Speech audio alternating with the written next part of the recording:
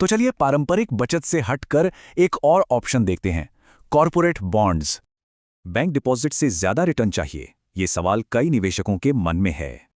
और यहां एक जवाब हो सकता है, कॉर्पोरेट बॉन्ड्स अक्सर एफडी से काफी ज्यादा रिटर्न दे सकते हैं।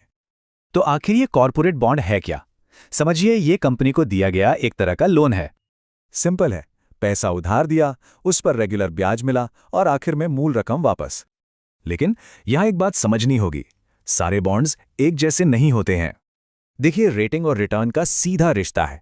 ट्रिपल ए सबसे सेफ, पर रिटर्न कम। कुछ असली उदाहरण देखें तो अदानी पोर्ट्स और ईसएफ बैंक के यील्ड में कितना फर्क है। तो सबसे जरूरी बात, ज्यादा यील्ड का मतलब है ज्यादा डिफॉल्ट का रिस्क। तो सवाल यह है कि इन बॉन्ड्स में निवेश करें कैसे। कॉर्पोरेट बॉन्ड्स में निवेश करने के 3 मेन तरीके हैं। सीधे या एक्सचेंज से खरीदने पर कंट्रोल तो मिलता है, पर खुद रिसर्च करनी पड़ती है। वहीं ज्यादातर रिटेल निवेशकों के लिए डेट म्यूचुअल फंड्स एक आसान और डाइवर्सिफाइड रास्ता है। लेकिन रुकिए, पैसा लगाने से पहले रिस्क को समझना बहुत जरूरी है। ये रही एक चेकलिस्ट, क्रेडिट रेटिंग, कूपन, अवधि, सिक्योरिटी और लिक्विडिटी। कूपन और वाईटीएम में फर्क समझना जरूरी है। कूपन फिक्स्ड है, वाईटीएम मार्केट रिटर्न है। एक जरूरी नियम, किसी भी एक कम रेटिंग वाले बॉन्ड में 10-15% से ज्यादा पैसा ना लगाएं। तो निचोड़ यह है कि बॉन्ड्स रिटर्न बढ़ा सकते हैं, पर इन्हें सोच समझकर चुनना होगा।